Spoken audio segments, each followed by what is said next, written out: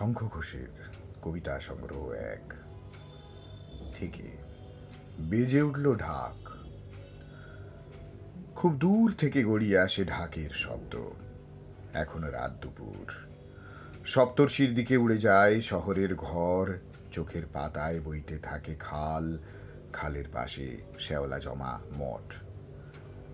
নেমে আসার জমি যক্ষ হয়ে দাঁড়িয়ে থাকা তাল সুপুরি জলের উপর ভাসে।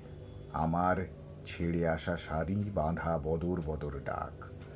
বেজে উঠল অনেক দিনের ঢাক। তখনও রাত দুপুর। সবার চোখে উপুড় করা প্রদীপ।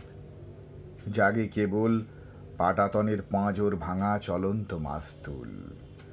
ঘুমের মধ্যে হাত বাড়িয়ে রাখে কেবল দূরের মাটি, আমার বিলীয়মান মাটি।